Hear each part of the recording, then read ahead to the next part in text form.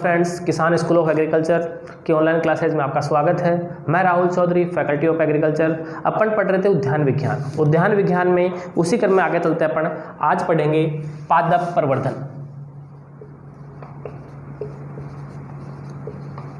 पादप प्रवर्धन, plant propagation.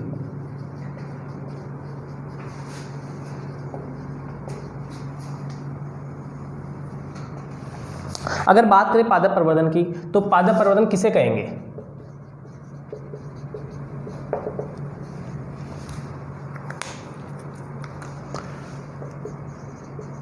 किसी पौधे में या किसी पौधे की संख्या में बढ़ोतरी करने के लिए की जाने वाली क्रिया। किसी पौधे की संख्या में बढ़ोतरी करने के लिए की जाने वाली क्रिया पादप प्रवर्धन या प्लांट प्रोपोगेशन कहलाती है। या अपन कह सकते हैं पौधों की संख्या में गुणन प्लांट प्रोपोगेशन कहलाता है। पौधों की संख्या में गुणन करना प्लांट प्रोपोगेशन कहलाता है। अब बात करते हैं अपन प्लांट प्रोपोगेशन के प्रकार। सामान्य अपन देखें तो पादप प्रवर्धन प्लांट प्रोपोगेशन दो प्रकार का होता है। फर्स्ट बात करें अपन लैंगिक प्रवर्धन और दूसरा अलैंगिक प्रवर्धन। ये अपन कह सकते हैं वानस्पतिक प्रवर्धन। ठीक है। फर्स्ट अपन बात करते हैं लैंगिक प्रवर्धन। लैंगिक प्रवर्धन लैंगिक भागों द्वारा अपने समान स्वस्थ पौधे को जन्म देना लैंगिक प्रवर्धन कहता है। अब लैंगिक भाग के रूप में मुख्यतः अपन काम मिलते हैं बीज। तो अपन कह सकते हैं बीज द्वारा अपने समान स्वस्थ पौधे को जन्म देना क्या कहलाता है? लैंगिक प्रवर्धन। बीज द्वारा तैयार पौधा कहलाता है बीजू पौधा। बीज द्वारा तैयार पौधा कहलाता है बीजू पौधा। अब बात करते हैं अपन दूसरी अलैंगिक प्रवर्धन। अलैंगिक प्रवर्धन अपन ने बात की बीज की। बीज से नया पौधा तैयार होगा, लैंगिक प्रवर्धन। पौधे को कहेंगे अपन बीजू पौधा। बीज के अलावा पौधे के कायिक भागों या अपन कह सकते हैं वानस्पतिक भागों। वानस्पतिक भाग हो सकते हैं जड़, तना या पत्ती। बीज के अलावा पौधे के कायिक या वानस्पतिक भागों जड़, तना, पत्ती से नया पौधा बनना या नया पौधा बनने की क्रिया अलैंगिक प्रवर्धन कहलाती है। इस अलैंगिक प्रवर्धन को अपन कायिक प्रवर्धन या वानस्पतिक प्रवर्धन भी कह सकते हैं।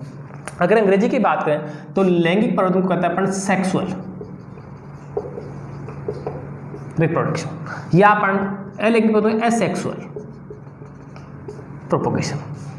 अपन ने बात की लैंगिक प्रवर्धन और अलैंगिक प्रवर्धन। अब अपन देखते हैं अलैंगिक प्रवर्धन और लैंगिक प्रवर्धन द्वारा तैयार पौधों में अंतर। फर्स्ट ऑफ लैंगिक प्रवर्धन की बात करें तो लैंगिक प्रवर्धन द्वारा तैयार पौधा जीवन काल अधिक होता है। लैंगिक प्रवर्धन से तैयार पौधे का जीवन काल अधिक होता है, जबकि अलैंगिक प्रवर्धन तैयार पौधे का जीवन काल अल्प अवधि का या कम समय का होता है। अगर बात करें सेकंड, जीवन काल के अलावा अगर बात करते हैं तो लैंगिक विधि द्वारा तैयार पौधा जैविक व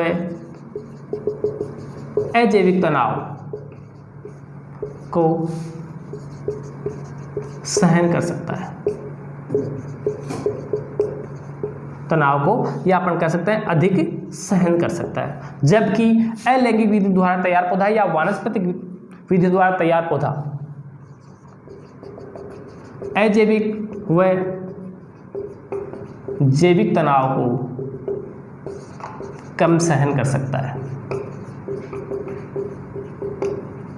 कम सहन कर सकता है। अगर बात करते हैं अजैविक तनाव या जैविक तनाव कहेंगे किसे, अपन कह सकते हैं कीट व रोग, या अपन कह सकते हैं सूखा, पाला या लू। कीट या रोगों के प्रति सहनशील को कह सकते हैं अपन जैविक, और सूखा सहनशील कह सकते हैं अजैविक तनाव। लैंगिक विधि द्वारा तैयार पौधा या बीजू पौधा इन सूखा, पाला, लू, कीट और रोग के प्रति अत्यधिक सहनशील होता है, जबकि इन क्रियाओं के प्रति ये पौधा कम सहनशील होता है। फिर बात करते हैं अपन लैंगिक विधि द्वारा तैयार पौधे में फल देरी से लगते हैं। लैंगिक विधि द्वारा तैयार पौधे में फल देरी से लगते हैं, जबकि अलैंगिक विधि द्वारा तैयार पौधे में फल शीघ्रता से लगता है, फल शीघ्रता से लगता है। फोर्थ अपन बात करते हैं फल देरी से लगना, फल न दे शीघ्रता से लगना। अब बात करते हैं अपन लैंगिक विधि द्वारा तैयार पौधा या अपन कह सकते हैं बीजू पौधा आकार में बड़ा होता है, आकार में बड़ा होता है, जिससे कृषि क्रियाएं करने में या काट छांट करने में कठिनाई उत्पन्न होती है, जबकि अलैंगिक विधि द्वारा तैयार पौधा आकार में छोटा होता है, अधिक सहन आकार में छोटा होता है, जिससे काट छांट में सुविधा रहती है। ठीक है, अपन बात करते हैं लैंगिक प्रवर्धन की। लैंगिक प्रवर्धन से तैयार किया गया पौधा कहलाता है बीजू पौधा। जेट पे पूछा गया है लैंगिक विधि से तैयार पौधा कहलाता है, तो अपन कहेंगे बीजू पौधा। अगर बात करते हैं अलैंगिक विधि से तैयार पौधा क्या कहलाता है, अगर अलैंगिक प्रवर्धन की कई विधियां हैं उनसे कह सकते हैं अपन ग्राफ्टेड पौधा या वानस्पतिक पौधा।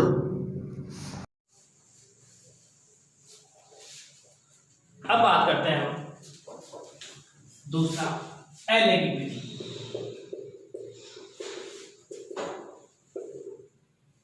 अपन ने पढ़ा अलैंगिक विधि पौधे के जड़, तना या पत्ती से नया पौधा तैयार होना कहलाता है अलैंगिक विधि। अब बात करते हैं अपन अलैंगिक प्रवर्धन की विधियां।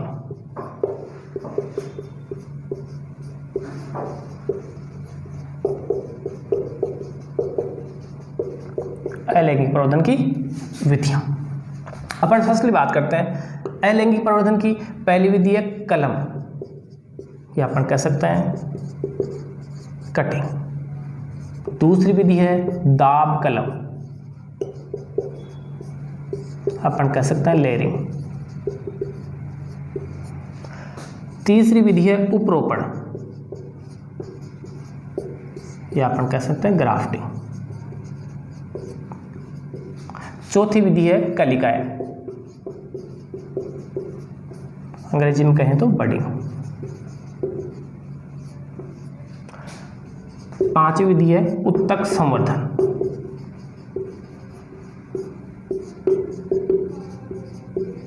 Tissue culture. और छठी विधि है विभाजन, अपन कहें डिवीजन।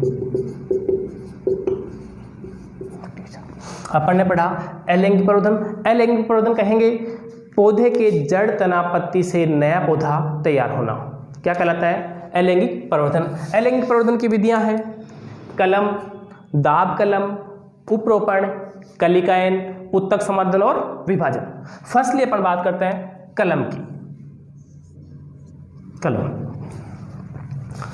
पौधे के किसी भी भाग, जड़, तना या पत्ती से अपने समान नया पौधा तैयार करना अलैंगिक प्रवर्धन, तथा इसमें किसी भी पौधे की जड़, तना या पत्ती से कलम काट के या अलग कोई छोटा टुकड़ा निकाल कर अपन उसे रोपित करते हैं, उससे नया पौधा तैयार होता है तो कहलाता है कलम। अपन देखते हैं कलम के प्रकार। फर्स्ट देखते हैं जड़ कलम। जड़ कलम या अपन कह सकते हैं रूट कटिंग। रूट कटिंग जड़ कलम कहेंगे पौधे के जड़ क्षेत्र से नया पौधा तैयार करना। ये अपन किस में काम लेते हैं? सेब, आड़ू, लीची व अमरूद। पौधों में प्रवर्धन के लिए सेब, आड़ू, लीची व अमरूद में प्रवर्धन कौन सी विधि काम लेते हैं? जड़ कलम। दूसरे पर बात करते हैं पत्ती कलम।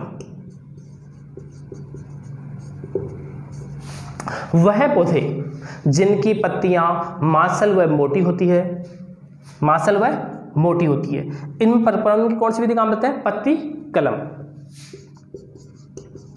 पत्तियां मोटी व मांसल होती है, उन पौधों में कलम में प्रवर्धन की पत्ती कलम विधि काम लेते हैं। अपन उदाहरण की बात करते हैं। अपन पत्ती कलम लेते हैं ब्रायोफाइलम व बिग्नोनिया पौधों में। ब्रायोफाइलम व बिग्नोनिया पौधों में। तीसरी बात करते हैं अपन तना कलम।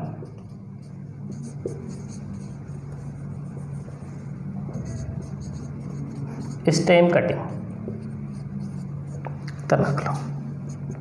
तना कलम की बात करें अपन पौधे के किसी टहनी से छोटी कली का काट दिया। अपन कह सकते हैं 22.5 सेंटीमीटर लंबाई की, 1 सेंटीमीटर मोटाई की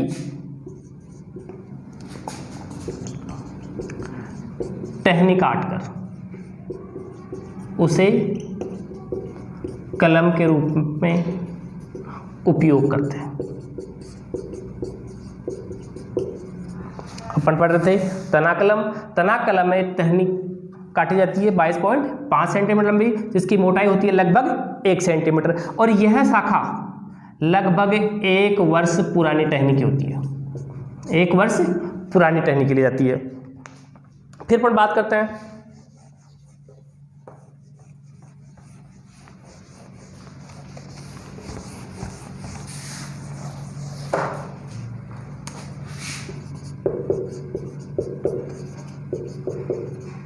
तना कलम। टहनी होती है 22.5 सेंटीमीटर या अपन कह सकते हैं 20 से 25 सेंटीमीटर लंबी। इस टहनी को भूमि में लगभग 45 डिग्री के कोण पर रखा जाता है, जिसका 1/3 भाग या 1/3 1 तिहाई भाग भूमि से ऊपर तथा 2/3 या 2 तिहाई भाग भूमि में रखा जाता है। ठीक है, अब बात करते हैं अपन तना कलम के प्रकार।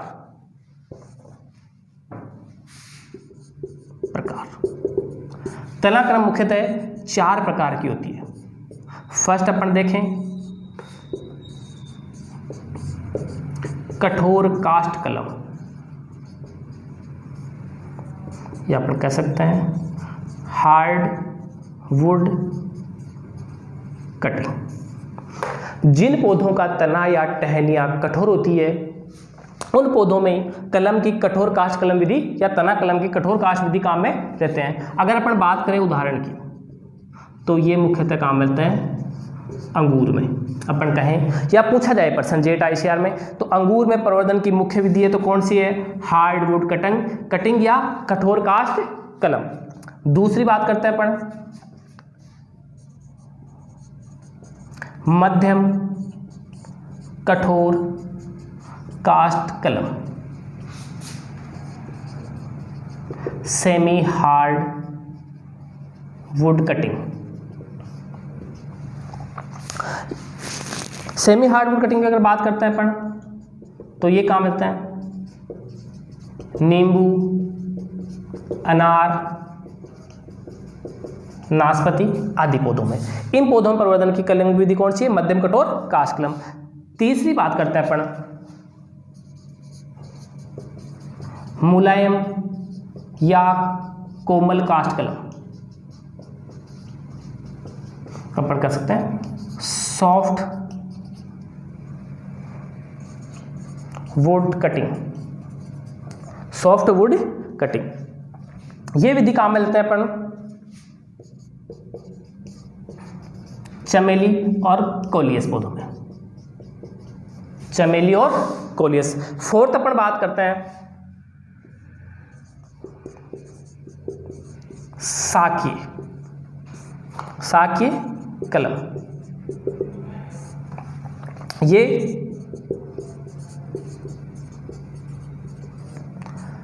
गुलदाउदी व कार्नेशन, गुलदाउदी व कार्नेशन पौधों में प्रवर्धन की मुख्य विधि है साक्य कलम। अगर पूछा जाता है मोस्टली अंगूर में प्रवर्धन की विधि है हार्डवुड कटिंग, चमेली या कोलियस में है तो सॉफ्टवुड कटिंग। ठीक है, सेकंड पार्ट अपन पढ़ते हैं दाब कलम।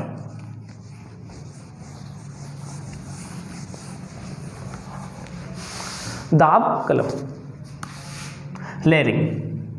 सबसे पहले दाब कलम कहेंगे किसे?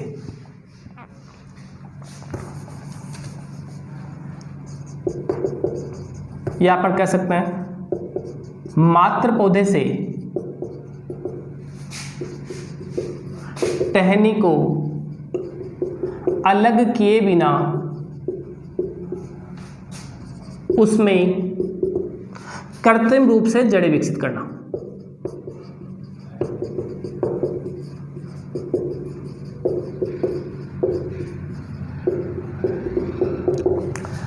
दाब कलम कहेंगे पर मात्र पौधे से टहनी को अलग किए बिना उससे कृत्रिम रूप से जड़ें विकसित करना। ठीक है, दाब कलम की अगर विधियों की बात करते हैं अपन, दाब कलम की दो विधियां हैं। पहली है गुट्टी दाब या अपन कह सकते हैं वायु दाब, एयर लेयरिंग, एयर लेयरिंग। इसे अपन कहें तो मात्र पौधे से टहनियों से, मात्र पौधे से टहनी को अलग किए बिना, या अपन कह सकते हैं जिन पौधों की टहनियां अधिक ऊंचाई में होती है, जिन पौधों की टहनियां अधिक ऊंचाई में होती है उन पौधों में, या अपन कहेंगे अधिक ऊंची टहनियों में हवा में जड़ें विकसित करना, हवा में जड़ें विकसित करना या धरातल से ऊपर जड़ें विकसित करना। इस विधि में ऊपरी टहनी का 2.5 सेंटीमीटर चौड़ाई की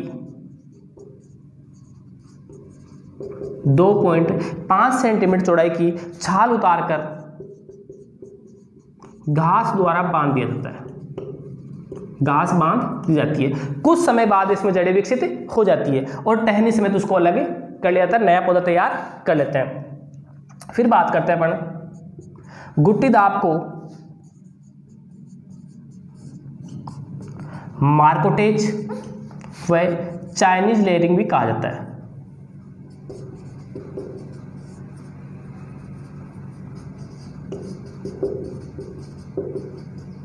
गुट्टी दाब को मार्कोटेज व चाइनीज लेयरिंग भी कहा जाता है।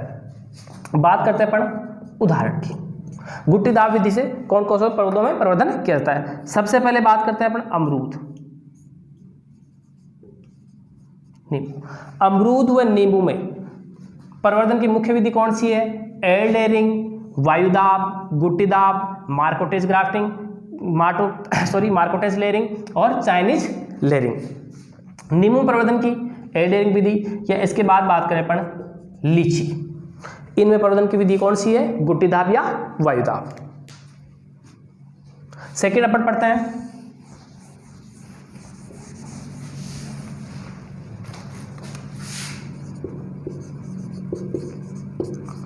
भूमि दाब या कहेंगे ग्राउंड लेयरिंग।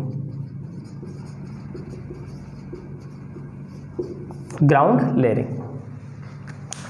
लेयरिंग कहेंगे पौधे के किसी भाग या अपन कहेंगे पौधे की टहनी या संपूर्ण पौधे को भूमि में दबाकर जड़ें विकसित की जाती है। पौधे की टहनी या संपूर्ण पौधे को भूमि में दबाकर जड़ें विकसित की जाती है। इस विधि को कहेंगे अपन भूमि दाब। भूमि का दाब मुख्यतः 5 प्रकार का होता है। फर्स्ट बात करते हैं अपन साधारण दाब, दूसरा बात करते हैं अपन शीर्ष दाब, तीसरा बात करते हैं अपन सर्पिलाकार दाब, चौथा बात करते हैं अपन ट्रेंच दाब और पांचवा बात करते हैं अपन माउंड या स्टूल दाब। देखा अपन ने भूमि दाब का प्रकार है साधारण दाब, शीर्ष दाब, सर्पिलाकार दाब, ट्रेंच दाब, माउंट या स्टूल दाब। अब अपन पहला देखते हैं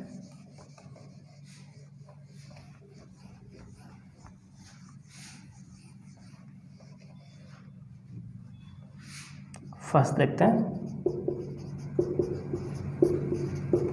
साधारण दाब। साधारण दाब किसे कहेंगे, पौधे के किसी भी भाग को या अपन कह सकते हैं पौधे की टहनी को 2.5 सेंटीमीटर चौड़ाई से छाल उतारकर भूमि में दबा देना।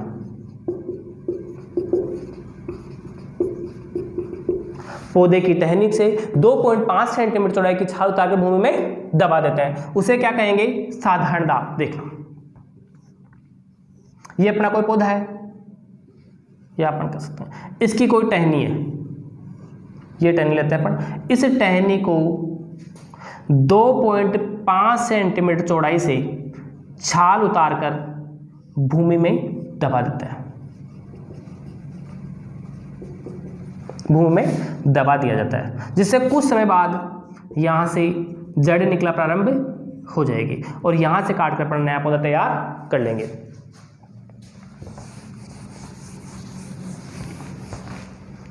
दूसरी बात करते हैं अपन शीर्ष दाब।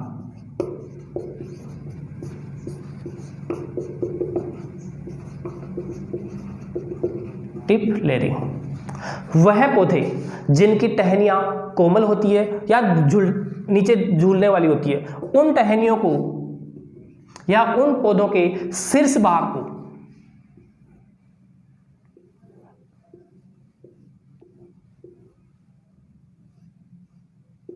कह सकते हैं, इन पौधे के शीर्ष भाग को भूमि पर लाकर उनके शीर्ष भाग को भूमि में दबा दिया जाता है।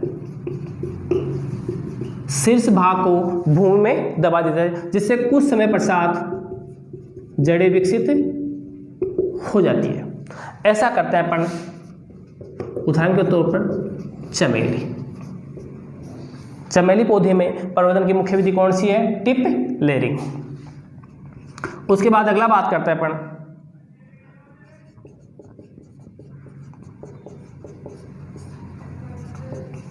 सर्पिलाकार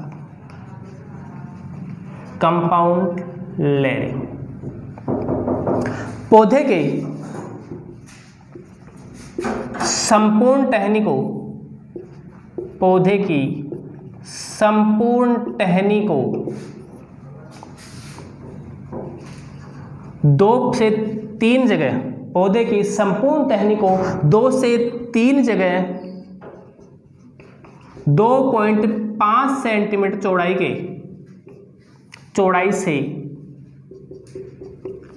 छाल उतारकर भूमि में दबा देते हैं, या अपन कह सकते हैं जैसे अपना ये पौधा है,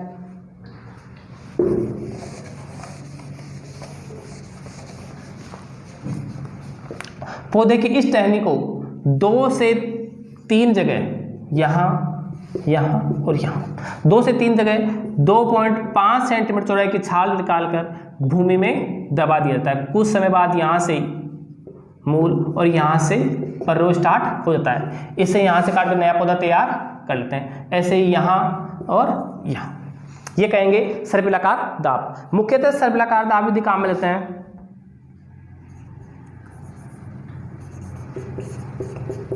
मोगरा में, या अपन कह सकते हैं चमेली। मोगरा व चमेली में कौन सी विधि काम में, सर्पिलाकार दाब। इसके बाद दाब कलम या डेयरिंग की चौथी विधि है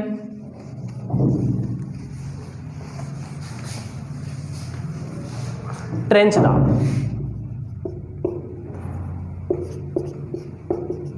ट्रेंच दाब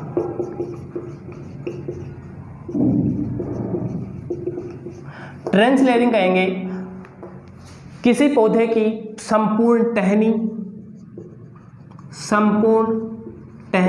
व संपूर्ण पौधे को, जो पौधा पुराना होता है, संपूर्ण पौधे या पौधे की बड़ी संपूर्ण टहनी को भूमि में दबा दिया जाता है। यह विधि काम में लेता है लगभग पुराने पौधों में भूमि में दबा दिया जाता है, जिससे एक से अधिक पौधे एक समय में तैयार कैसे, या एक से अधिक पौधे तैयार किए जा सकते हैं। यह कहलाएगी ट्रेंच दाब। पांचवी विधि की बात करते हैं अपन स्टूल या माउंट दाब। स्टूल या माउंट दाब, ये सामान्यतः अपन बात करते हैं अमरूद, अनार व लीची में। अमरूद, अनार, लीची में प्रदान कर सकते हैं अपन किसे, माउंट या स्टूल दाब। स्टूल दाब कहेंगे फल वृक्षों में जब सुषुप्तावस्था में, या अपन कहेंगे पौधा जब सुषुप्तावस्था में चला जाता है, उस समय उसे भूमि के करीब से काट दिया जाता है, या भूमि से कुछ दूर ऊंचाई से इसे काट दिया जाता है। कुछ समय पश्चात यहां से पर्रोह निकलना प्रारंभ हो जाता है। कुछ समय बाद पर्रोह निकला प्रारंभ हो जाता है। जब 2 से 3 पर्रोह निकल जाते हैं, उस समय 2.5 सेंटीमीटर की, उस समय 2.5 सेंटीमीटर की छाल उतारकर यहां मिट्टी चढ़ा दी जाती है। मिट्टी चढ़ा दी जाती है। 2.5 सेंटीमीटर छाल निकाल मिट्टी चढ़ाते हैं। अपन कहेंगे स्टूल दाब किसी पौधे में, या अपन कहते हैं अमरूद, अनार, लीची में जब सुषुप्त अवस्था आती है, उस समय पौधे को भूमि से कुछ ऊंचाई से काटकर अलग कर दिया जाता है। उसके बाद वहां से पर्रोह निकलना प्रारंभ हो जाता है। पर्रोह निकलने के बाद उसे 2.5 सेंटीमीटर की छाल उतारकर मिट्टी चढ़ा दी जाती है। कुछ समय बाद वहां से जड़ें निकलती है और नए पौधे तैयार हो जाते हैं।